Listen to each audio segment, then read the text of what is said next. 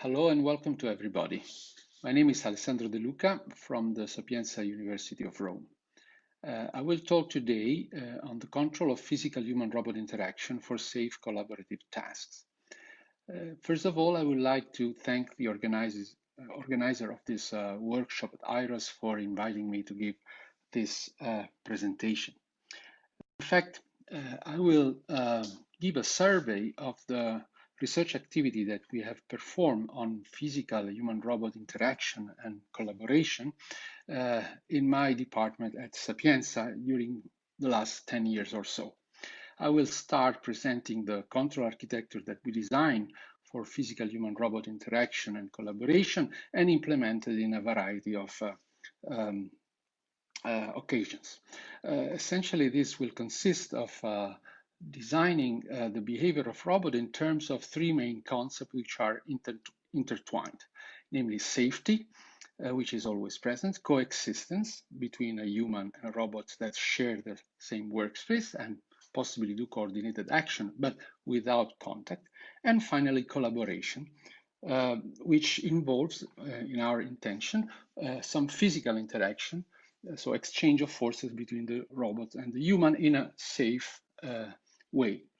Over the presentation, I will give some example of the implementation that we have done using many videos, both on lightweight or research robots, and a couple of them also on standard industrial robots.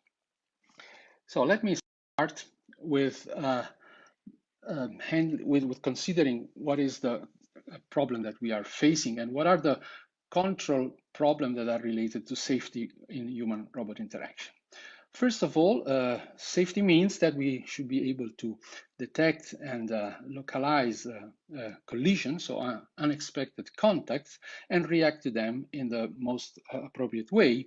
And we would like that everything should be on board so that the robot does not use extra external sensing for these basic activities. Indeed, we would like not to have such a situation of collision. So we would like to monitor the workspace in which the robot is acting to avoid collision. So while the robot is doing its task and the human is sharing the workspace, we would like that no collision occurs. In case of collision, indeed, we should react to this event. And finally, when the contact is intentional between the human and the robot, and there are many ways in which this can be recognized, we would like to estimate the exchanged forces and control them in order to perform a collaborative task. For this operation, we may or we may not use external extra sensors. In fact, indeed, the more sensors we have, the more we can perform. But the red line that we would like to follow is to keep at the minimum the use of extra sensing. So let me start with the control architecture. Essentially, these three behaviors, so safety, coexistence, and collaboration, are intertwined. So there's a hierarchy of robot behavior that should be consistent. The most basic, the core feature is preserving safety. In this sense, we would like that no collision occurs, but if a collision occurs, we can detect it as soon as possible and react to them. And there are many possible reactions, as we will see. Indeed, the most common situation when you bring a robot close to a human is a coexistence. So the two entities, the human and the robot, should be able to perform their activity very close and avoiding collision. In a sense, the robot will typically give way to motion of the human when it's interfering the motion of the robot. Indeed, this is a common situation. There are many applications that require only coexistence. In our terminology, collaboration requires something more, namely the physical interaction with a human. So there's a coordination of human activities and robot activities, most of the time with contact.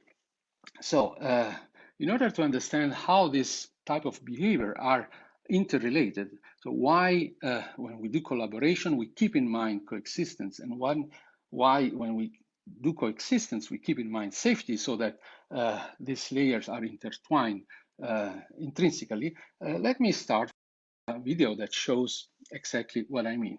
So in this case, there's a physical corroboration. The user is moving the arm from the end effector and may ask the robot to reach his left hand in this case, so with a gesture commanding the desired. But while reaching this, so while establishing collaboration, coexistence is still there in the sense that the robot avoids any obstacle in the environment. So collaboration is the final goal, but coexistence dominates the activities. And here is a very typical situation. Here we are moving in collaboration the end effector, but bringing it in contact, possible in contact with another part which should not collide. So that coexistence layer in this control architecture takes the leads and will force the robot to avoid this unwanted contact. So in this sense, this is an integrated control architecture. This is not something completely unrelated from the standards that are available for physical human-robot interaction, so the ISO standard 10218 and the technical specification, which enriched the possibility of interaction by different level that you can see here on the left side of this slide. But if we map these three layers into the technical specification, we can recognize that safety covers all these possible interactions. So safety rated monitor stop, hand guiding, speed and separation monitoring, and power and force limitation. Coexistence covers two main levels, while collaboration involves indeed also a contact, so hand guiding and power and force limitation. Okay, so this is the general context. Now I will develop these three layers more specifically, starting with the inner one, so safety and collision detection and isolation reaction. So for doing so, when we like to handle the possibility of a collision, typically the system should plan motion of the robot to prevent collision, indeed control the motion if we are risking to having a contact, so to avoid it. But in fact, if there's some extra movement that is made by the human, we cannot avoid, in fact, this contact, especially if we are getting closer together. So we would like to detect, isolate, and distinguish the type of contact, and in case, react or replan the motion. So this is the most important part in this section on safety. So we developed a collision event pipeline in order to fix the terminology. So the first thing that we have to detect is the collision. So if there is or not a collision, by isolation, we mean that we localize the contact point or just the contact link. Identification means estimating the exchanged forces at the joint level or the external forces that have been applied.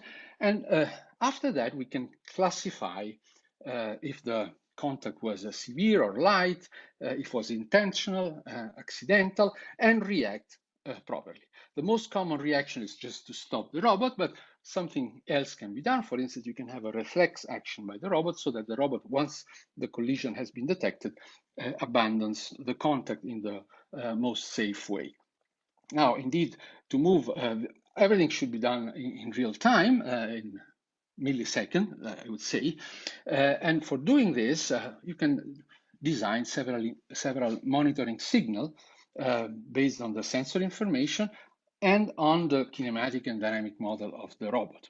So you have a model-based method or signal-based method, and you can merge them together. Now, in some phases of this collision pipeline, as we call it, there is some information that you need to extract from the context. For instance, how to react to a contact depends also on what the robot was doing, what the intention of the human is doing. So you need some extra information to take the most suitable decision.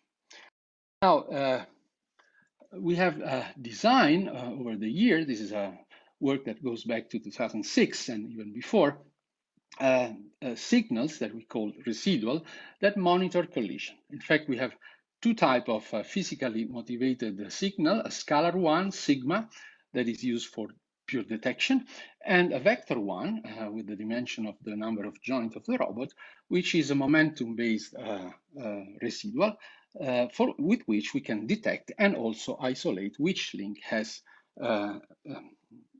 at which link the collision occurred. Now, based on recognizing this collision, we can activate a reaction strategy. So we abandon the normal mode of operation and we react properly. But while doing this, we continue to monitor possible other collisions that may occur. And when we can also detect that contact has been lost at some point, and so we can resume the normal mode of operation. So we consider, for instance, the momentum-based residual. This is the block diagram that realized the formula, the implementable formula, which is at the bottom of this slide. The nice thing is that the evolution of this residual vector is decoupled so that we can also isolate the link that undergoes collision. And we can use the residual vector as a signal for driving the reaction. For instance, in this video, you can see different mode of reacting to a collision without using any other sensor than the ones on board of this lightweight robot series 3 of DLR. You see that there's a admittance mode reaction, which generates a reference velocity based on the intensity of the residual.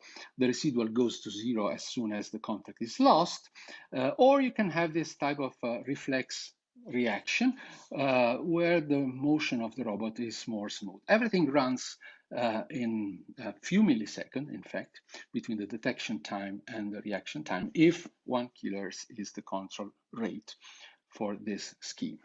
Now, all this method is very successful. In fact, it became also part of the software for all the KUKA lightweight robots and is based on an accurate dynamic model. So what happens if you have a perturbation on the model? For instance, if you add an unknown payload to a KUKA lightweight 4, like in this video.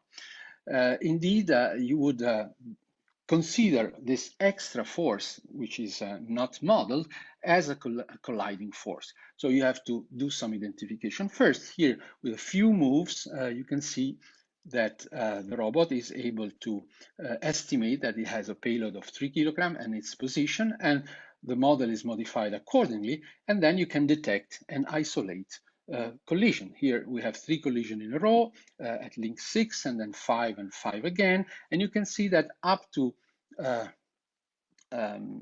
residual 6 or residual 5 in the last two cases, the signal exceed their threshold.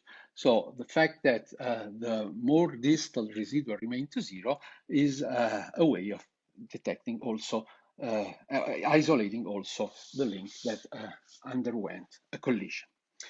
Now, with this in mind, we have several possible reactions. As you can see, you can stop the robot or you can have a reflex action, but there's more that can be done with the reaction. For instance, you might try to preserve the execution of the task by the robot.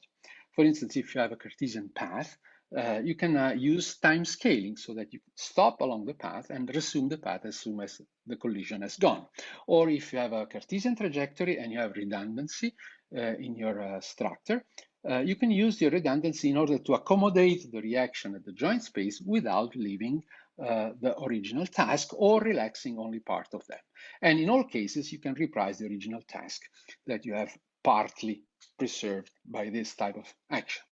Here, there are two more videos. The first video is just stopping after a contact. This is a very famous video. In fact, something that you should never repeat if you don't trust your software.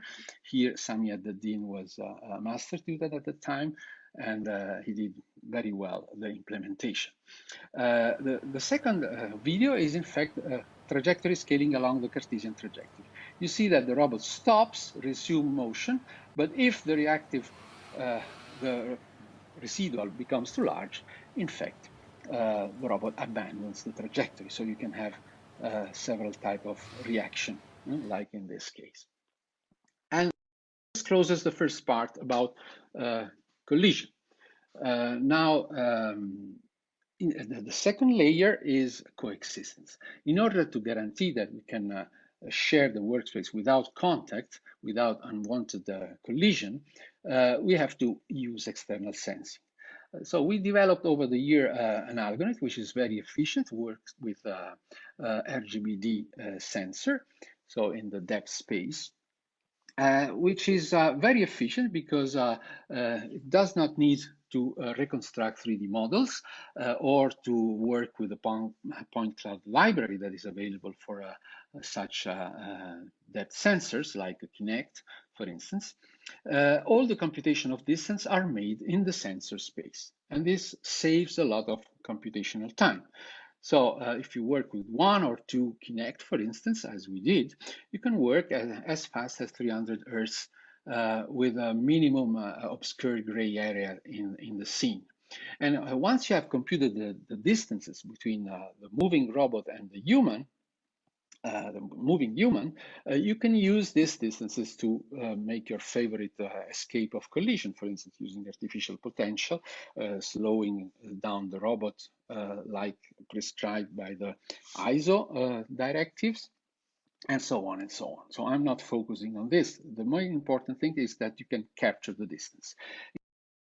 This is a video from our finalist video in IROS 2013, where it's shown that we have coexistence using a single Kinect, and the robot can come very close to the human.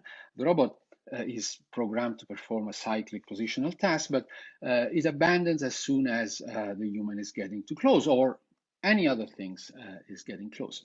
As you can see, here we have no collaboration established. We stop ourselves to a coexistence. Indeed, if there were some extra motion that brings to a collision, the safety layer would stop and let the robot react appropriately.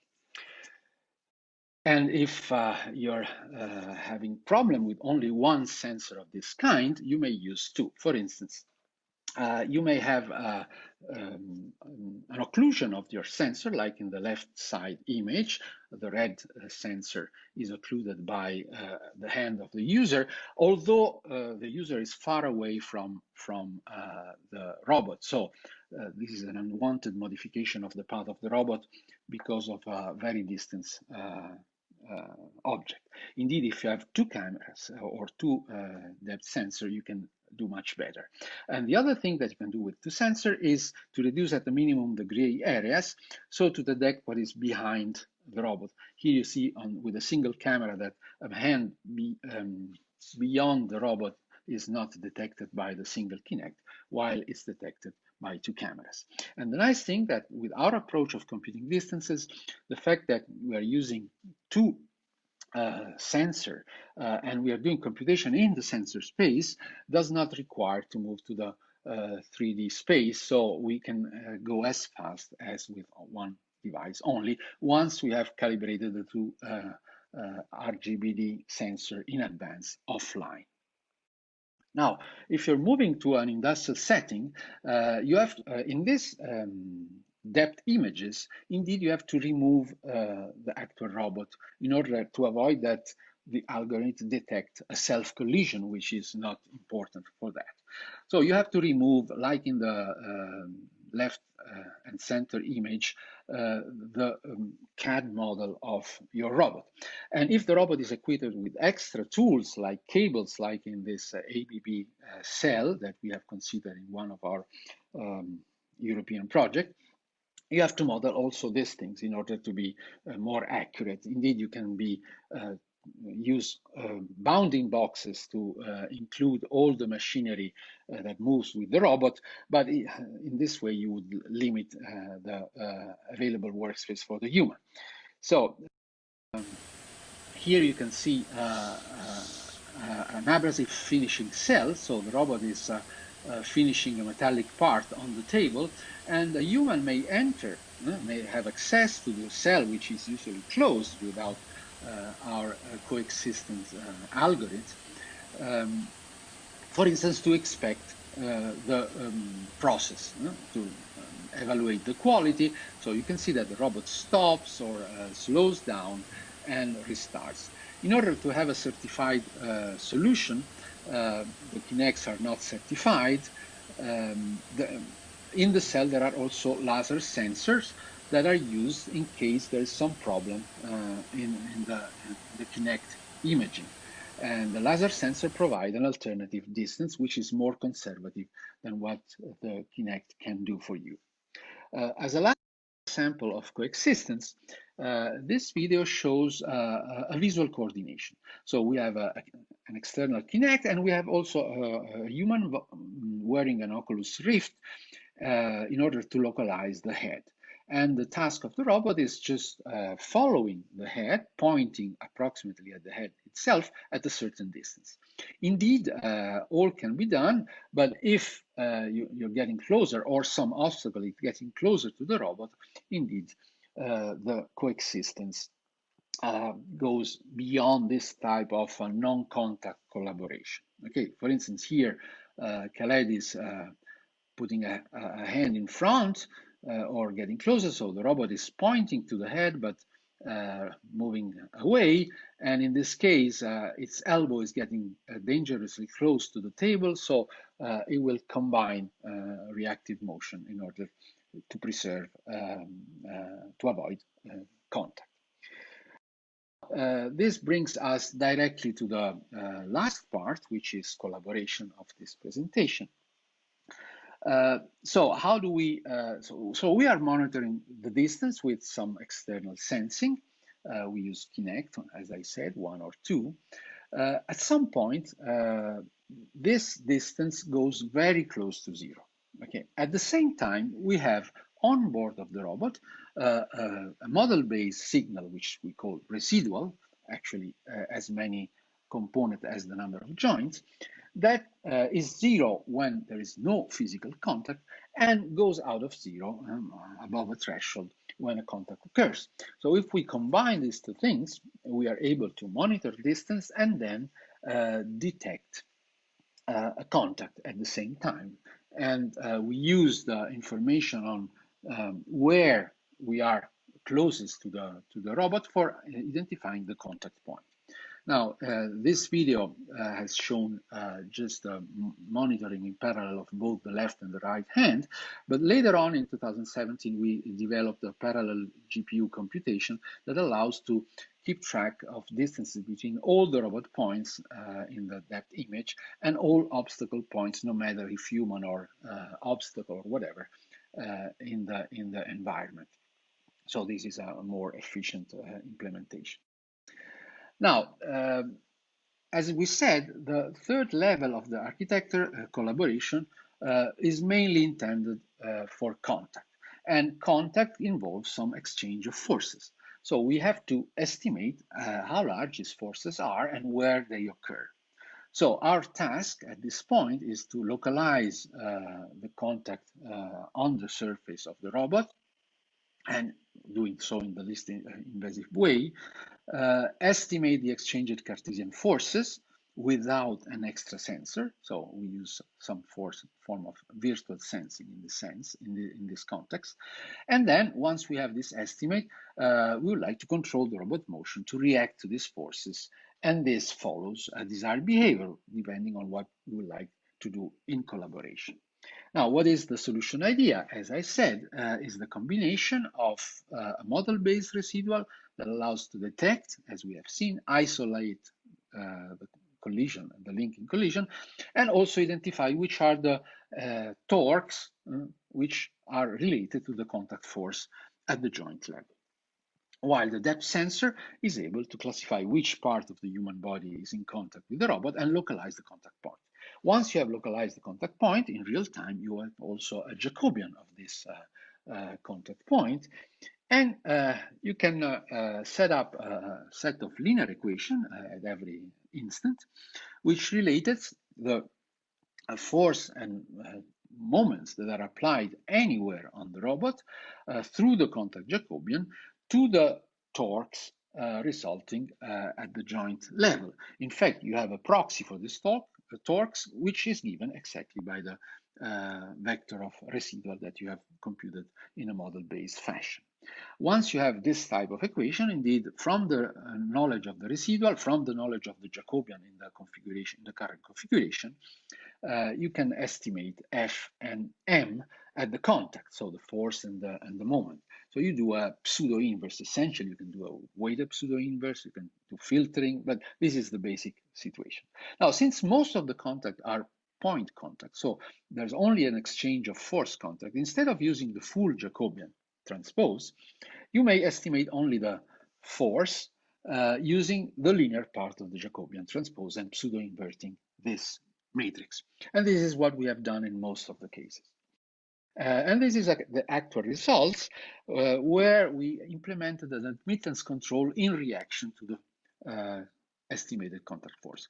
Here you see the left and the right hand are being monitored, and there's a contact that is being detected, for instance, at link 6, and the red line that you see on the robot is the estimated contact force.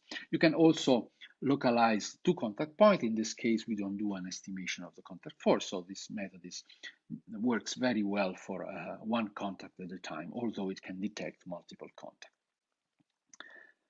Okay, so with the estimation of the force, we have an admittance-like control that takes into account the initial configuration at which the contact has been established to bring the robot back to it once the contact force has gone to 0.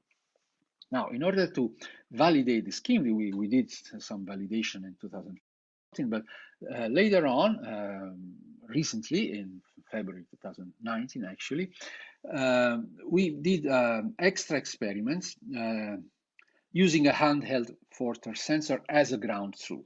Okay, and we did two types of experiments, one with the robot at rest and one with the robot in motion.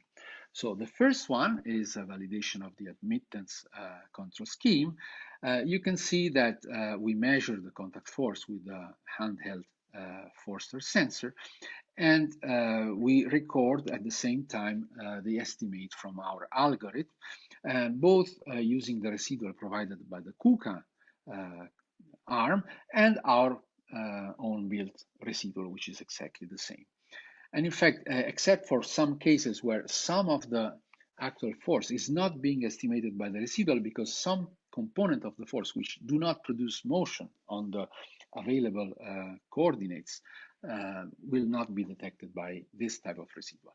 And here is another experiment with the robot in motion and hitting somewhere in the space an obstacle. And you can see here that this impact has been recorded quite accurately by the residual. Actually, our residual is better than the residual provided by KUKA. There are some cases in which you don't need this external sensing, so a Kinect that localize the contact point. And you can do the estimation of a pure contact force only using the residual. And this happens to be true if the contact occurs sufficiently down in the kinematic chain. You need to have 6 independent residual at least, from where you can detect the line of action of the force and also the intensity, with the only uncertain remaining if you're pushing on point A or pulling on the arm from point B. Typically, the A case is the most common one. So this is another result that we get in our transaction paper in 2017. I would like to add here a most recent result in this context, which is obtained on the DLR new lightweight robot SARA, which is equipped with a redundant set of sensors. In fact, this robot possesses joint torque sensor, but also a 6-dimensional Forster sensor at the base and another Forster sensor integrated in the end effector.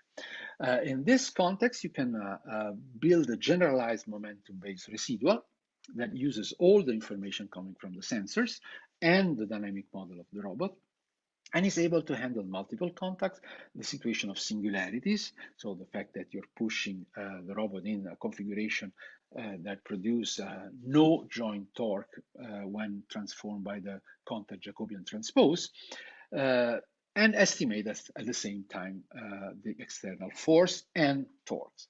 So let's see this short segment of the video at ICRA 2021. This paper was a finalist for the best pHRI award of the conference, did not win. And you can see here in the representation, the two black arrow represent, in fact, the estimated forces at the same time. Indeed, this is a very rich robot in terms of sensors, so not always you can arrive at this type of richness in terms of sensors. Okay, I think that this is enough for this. Now, let's move to the possible collaborative control scheme. Now, the first thing you have to do when you have a contact is to distinguish if this is an unwanted contact, so a collision, or an intentional one, which preludes to starting the collaboration phase. One way of distinguish these two situations is considering hard contact as accidental and soft contact as intentional. Now, soft and hard can be selected by exploiting the nature of the residual signal. In fact, the behavior of the residual signal is that of a first order stable one. So by choosing the gain Ki, you can enlarge or reduce the bandwidth. So you can have a two parallel way of designing this residual. And if you have a low bandwidth and a signal which is only in this low bandwidth of frequency, then you classify this as an intentional contact. If you have a larger bandwidth and you have components of the frequency in this area, then this is a hard and undesired contact. And finally, you have also a limited bandwidth in any case, so very high frequency signal of low intensity are not detected at all. Now, if we have a collision, you stop and flow.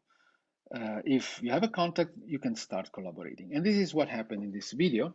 For instance, here, this is a collision, is considered as a collision. So the robot stops and floats, and you can push it away. After a while, the robot resumes its original periodic task.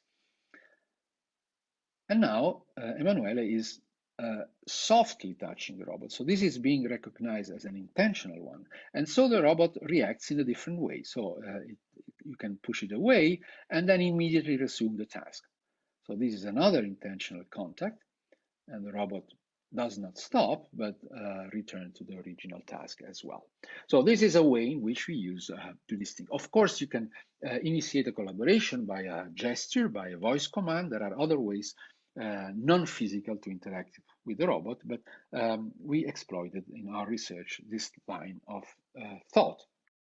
Now, what you would like to do when you start a collaboration and when you have estimated the external contact force?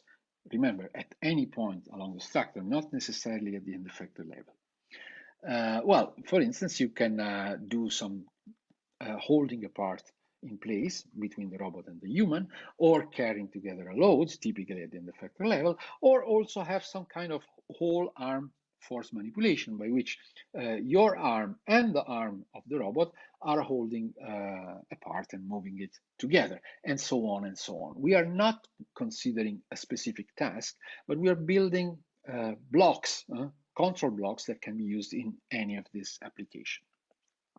So our robot motion will be controlled in several of the standard way. In the violet parentheses, I'm using the terminology for the KUKA lightweight robot arm. For instance, if we want to implement an admittance control based on the estimated external contact force, we are using the so-called velocity mode of the research interface, fast research interface of KUKA. If we want to implement a force or impedance or even a hybrid force motion control law, you have to use the torque pHRI mode of the KUKA. Remember that all these schemes, however, the novelty is that they are implemented at the contact level. So not in the joint space, not in the Cartesian space, not necessarily, but in the contact space. So exactly where the contact has occurred, no matter where this happened. Now, for instance, if you want to realize the admittance control law, which is the one that you have seen already in the previous slide and in one of the previous video, then you have an estimated contact force, which is the FC hat in blue. You add to this estimated contact force also a term which allows you to go back to the initial contact point, and you have a signal FA, and proportionally to the signal, you assign a velocity to the contact point. So everything works at the contact level, okay, where in fact you want to establish this type of interaction.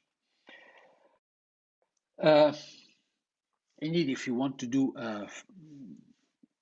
force control, in this case, we are estimating the contact, the force, and we are regulating the force to a certain value. Here is 15 Newton in the desired direction.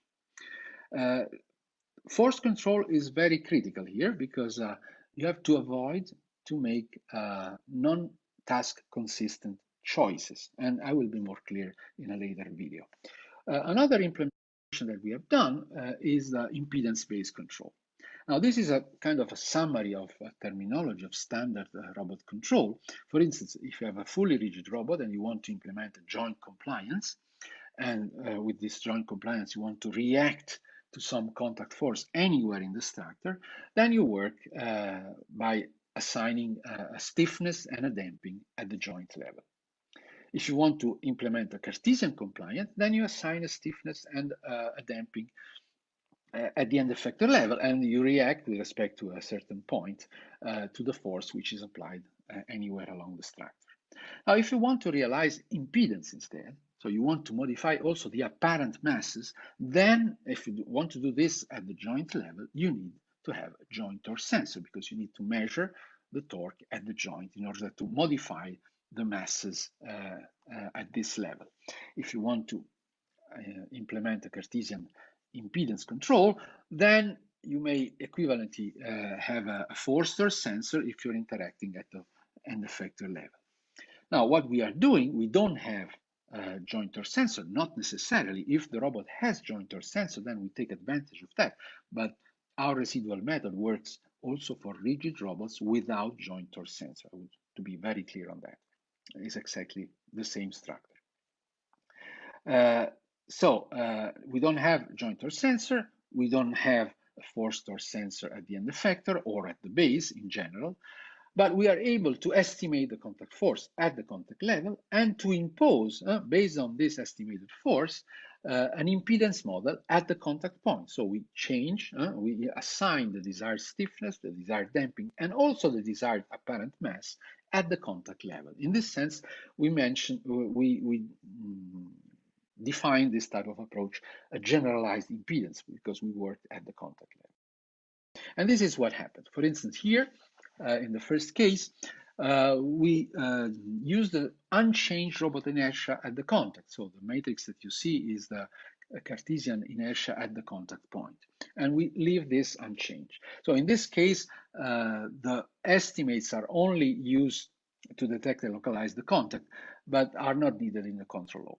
Instead, if we want to modify the inertia at the contact point, wherever this contact point is, here is close to the end effector, but not necessarily, we use our method to estimate the force and the direction, and then use this within a complete impedance scheme, generalized in the sense that it's designed at the contact point, wherever this is. Again, we realize that in order to force control instead, and the reaction is different here because we want to regulate the contact force at a certain level. Now, we thought at the first point that we could regulate force in any direction. But in fact, since the force is established by the human, it's the human that starts this intentional interaction. So it may not push in the direction where you would like to see a certain force. And then you would have a task incompatible situation. So what you can do is you estimate the instantaneous direction of the contact force, wherever it is, in whatever direction it goes, and along that single direction, you can regulate the force. And this is what happened here. We call this task-compatible control of contact forces. This is very similar to the compatibility condition that you have in hybrid force motion control. In fact, we implemented also a hybrid force velocity scheme in this. And here again, we use an extra force source sensor to validate our experiment for the force control scheme and also for a hybrid force velocity control scheme. So in the first case, the situation is similarly to the one before. So Emanuele is holding a force source sensor, is pushing, and the robot is moving accordingly so that the contact force remains at a certain level, in particular here, 15 Newton meters. In this experiment, much more complex, so we define a task frame at the contact. The intentional direction is the red arrow, and in a normal plane to this, we can assign a motion. So that we regulate force along the instantaneous direction where we estimated the contact force to a certain level, and you see this in the top diagram in this video, while in the orthogonal plane to it, we are doing some motion. For instance, here we are performing a circle. Indeed, this is a very strict cooperation because the robot is imposing this motion to the hand of the human. The human is following in a sense. Of course, we can also reverse the cause and the effect of this operation in the orthogonal direction. After all, it's the human that establishes contact in this type of operation. Now, I'm getting to the end of my presentation. So the last part involves some application scenarios. For instance, in the Simplexity project that we completed a couple of years ago, the task was working, polishing the metallic surface of small parts, preparing them for the laser polishing machine. And this operation is done by humans. So we have an interaction between activities that are made automatically by robots and machines and activities that are made by humans, so a form of collaboration. Here you can see the setup. In this experiment, we use a UR10 universal robot manipulator. And we had an external computation of our distance and the controller, everything implemented in C++ code, and then sending the command to the controller of the universal robot. The very similar strategy was being used when dealing with the ABB industrial robot in the industrial cell that I showed before. Now, the idea here is the following. How to use, in this case, we had a force source sensor mounted on the end effector of the universal robot. So we would like to distinguish two situations, so two different contacts. For instance, if the human is operating on a part which is held by the robot on its end effector, then the force source sensor is measuring all possible contact forces. If the human is polishing this part, so it's pushing in order to polish this part with a tool or whatever, then we can recognize all these interaction forces from the force source sensor, and we don't consider this as collision. We don't consider this as something that we should escape from. Instead, we keep the robot and effector in place, in position and orientation. Okay. Now, when there's an extra contact applied, for instance, by the human that that touches the robot before the force source sensor. So the force source sensor does not measure anything, but why the human is touching the robot in this way? Because it would like to reconfigure the orientation, for instance, of the part held on the end effector in order to work on a different side of the object. Okay. Now, in this case, the force source sensor is useless, and we have to use our residual method. And this is what we have done in several different ways. So please pay attention only to the video on the top right part. Below you see the part to be polished and the final cell that has been implemented. Now you see that when you move the robot holding before the force of sensor, you keep position and you change orientation. If you push on the end effector, instead, the end effector remains constant. And you can do the two things at the same time. So you can push on the end effector in order to mimic a polishing operation, so the robot does not move, while reconfiguring the arm, the robot arm, with the other hand touching it along the. So if you record the end effector force and the residual filter, and on the right hand side you have the end effector position and the joint position. So when you're just polishing, so you're pushing only on the end effector, the end effector force is being measured, but the residual remains to zero. So there is no joint motion involved. So the robots stay fixed because it sustained the force, the polishing force applied by the user. In this situation, instead, you have the reverse. The end effector force is not measuring anything. The residual is detecting contact, so locating contact accordingly, and moves the joint accordingly, so that the end effector is being reconfigured. But you're using redundancy in this sense, so you keep the same position, you change only the orientation. So your motion is in the null space of the linear Jacobian, not of the angular Jacobian, in a sense. Indeed, if both forces are there at the same time, the joint will move, but will move only according to the extra body force. So we have this type of distinguishing forces in this application. Now, in all cases, no linear motion of the end effector. So this was the requirement of the. Now, as we have talked about redundancy, and I've said that one type of reaction to contact is takes advantage to collusion, sorry, takes advantage of the extra degrees of freedom that may be available in the structure. So for instance, here we have a force, a colliding force occurring while the end effector is doing a trajectory. And we would like to react with a torque in the joint space in such a way that you continue to execute the trajectory, but of course reconfigure the arm so that possibly the contact force is goes to zero or is reduced. So you're moving in the right direction. And you can implement this by, for instance, a dynamically consistent torque control law with a null space torque that does not perturb the end effector operation.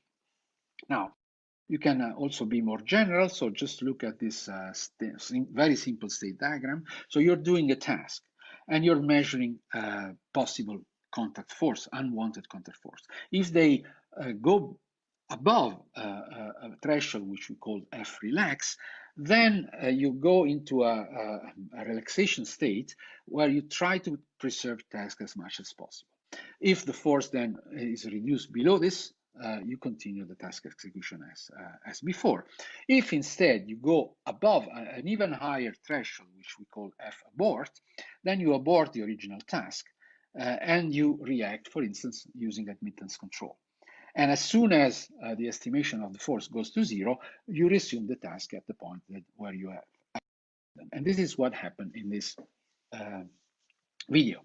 So the robot original task is to execute in position this hexagon. So when here the human is touching, the robot is recognizing that is in a relaxed state.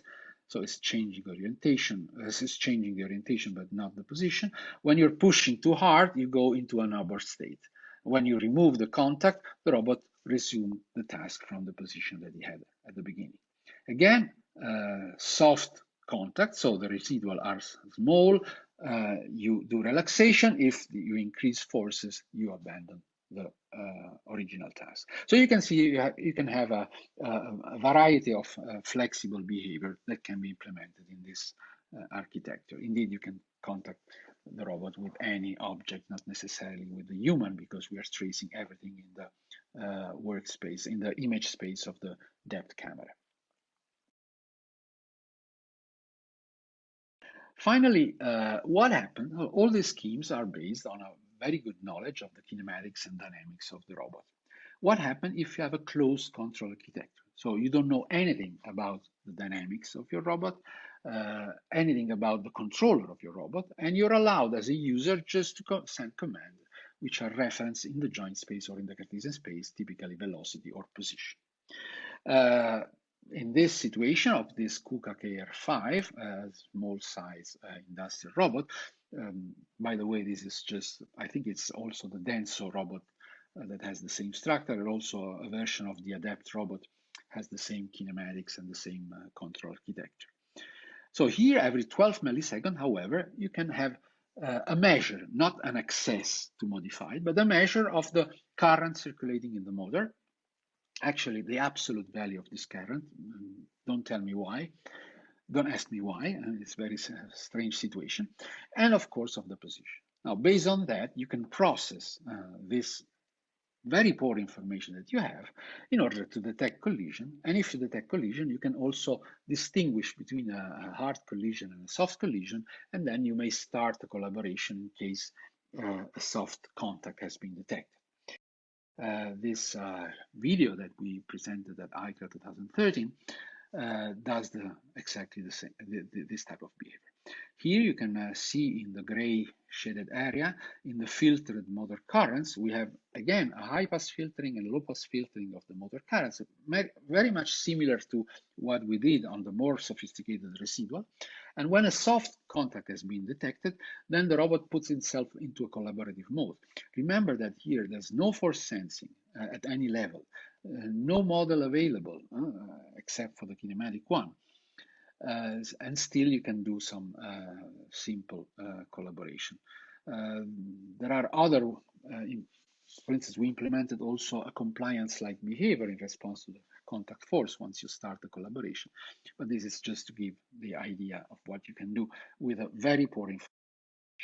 And finally, indeed, for the same robot later on, ICRA 2019, if we mounted a force torque sensor, so you can do, for instance, manual guidance, and indeed you can also detect a collision, like below, so in a point that is before the force torque sensor, and you can do the two things together. So you can have a physical cooperation, and then you may have an extra contact, and the robot will stop in this case.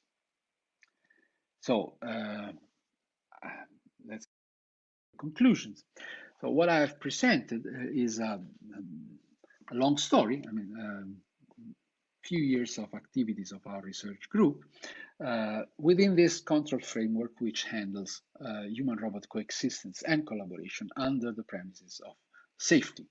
And everything is based on this hierarchy of control behavior, which are consistent in the sense that I explained, I hope I have explained with the previous videos and slides. So on one side, we have collision detection and isolation and a portfolio of possible reaction algorithms. Not all have been exploited so far. In fact, we have many more implemented, but this is just a short resume.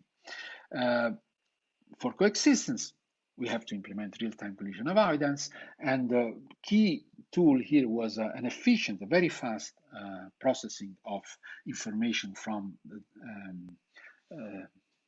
visual depth sensors. We have implemented also coexistence with an additional coordination visual made at the visual level. And finally, we can distinguish between type of contacts, so soft, intentional, and accidental hard. And we can do this on the residual or on some other signal-based method, like monitoring the current in the motors. We have seen that combining the inner and outer sensing, and if you have more inner sensing, like in the DLR SARA arm, you can do certainly much better and much more. We can estimate the contact force and its location, and I've shown some control bricks for implementing collaborative tasks. So admittance control, impedance control, with or without changing the actual impedance at the contact, force control, or a hybrid force velocity control laws. So all the machinery that works for non-human dependent task of conventional robots. The novelty is also that everything has been generalized not in the joint or Cartesian or task space, but at the task space which is defined by the contact that we have detected and estimated. The last few slides has shown that even with limited model information, we can achieve something, although not the behavior that we have when we have more information on the model. A basic question over the year has been, what are the applications that requires something more than just coexistence? So strictly physical collaboration. And this type of application, like shown in the Simplexity project, are coming both in an industrial setting and probably from other stakeholders in the robotic service domain. And indeed, there are many interesting research questions still open. I just mentioned a couple of them. For instance, prediction of the intention of the human, what the human intends to do or to move, so that the robot can anticipate this and react even before getting in contact. Indeed, this required typically merging a lot of data with models. And after all, we were more involved with the physical side of the human-robot interaction, or if you wish, in the more complex case, collaboration. And the integration of this with cognitive modules that handles the way in which you exchange information with a human robot, which are typically AI-based, is certainly very important. And this is also an interesting point to merge this physical and the cognitive part of this interaction. So let me thank all my co-workers at Sapienza and also in two other institutes around the world, DLR and Stanford, where we have collaborated over the years. In particular, next to me, this is an old picture, Emanuele Magrini and Claudio Gaz, who made most of the activity, and above all, I should mention also Fabrizio Flacco, who unfortunately left us in 2016 because of an accident. And I think that he deserved all credit for this. The last two slides of my presentation are just references, so you can find all these references in my webpage, and you can download for personal the PDF, and also please visit the YouTube channel Robotics Lab Sapienza. There's a playlist with physical human-robot interaction where you can find this and other possible video of interest to you. So thank you very much for listening.